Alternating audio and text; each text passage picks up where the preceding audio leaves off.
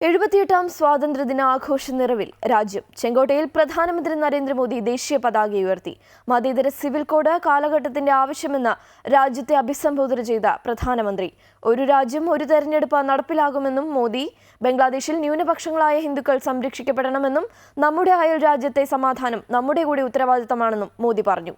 2047 വികസിത രാഷ്ട്രം എന്ന ലക്ഷ്യത്തിനായി രാജ്യം ഒന്നാമത് എന്ന മുദ്രാവാക്യവും പ്രധാനമന്ത്രി മുന്നോട്ട് വെച്ചു.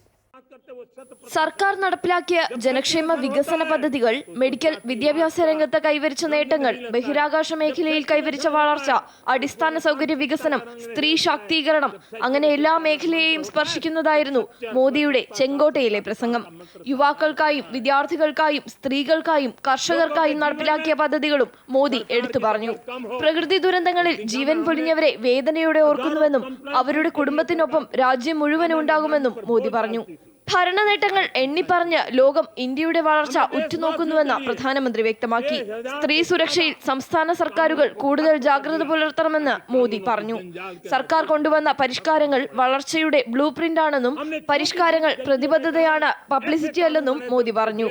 രാജ്യത്ത് പരസ്പര വിശ്വാസത്തിന്റെ അന്തരീക്ഷം നിലനിൽക്കുന്നു.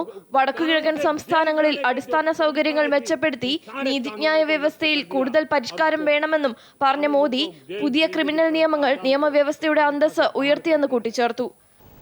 आज हमने जो आजादी की विरासत के गर्व की बात हम जो करते हैं, सदियों से हमारे पास जो क्रिमिनल लॉ थे, आज हमने उसको नए क्रिमिनल लॉ, जिसको हमने न्याय संहिता के रूप में और जिसके मूल में दंड नहीं पर नागरिक को न्याय, इस भाव को हमने प्रबल बनाया है.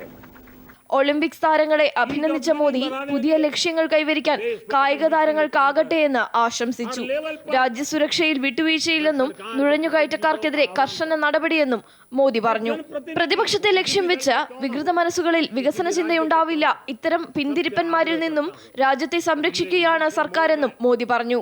ബംഗ്ലാദേശിലെ സാഹചര്യം ആശങ്കയുണ്ടാക്കുന്നു. ന്യൂനപക്ഷങ്ങളായ ഹിന്ദുക്കൾ സംരക്ഷിക്കപ്പെടണം. നമ്മുടെ അയൽ രാജ്യത്തെ സമാധാനം നമ്മുടെ കൂടി ഉത്തരവാദിത്തമാണെന്ന് മോദി പറഞ്ഞു. മതേതര സിവിൽ കോഡ് കാലത്തിന്റെ ആവശ്യം. മതത്തിന്റെ അടിസ്ഥാനത്തിൽ വേർതിരിവ് വേണ്ട. ഒരു രാജ്യം ഒരു തെരഞ്ഞെടുപ്പ് എന്ന ആശയം അധികം താമസിയാതെ നടപ്പിൽ വരുമെന്നും മോദി വ്യക്തമാക്കി. ബാങ്കിംഗ് രംഗത്തെ പരിഷ്കരണം ഉറപ്പാക്കാനായി എന്നും മോദി പറഞ്ഞു. അമൃത ന്യൂസ്, ന്യൂഡൽഹി.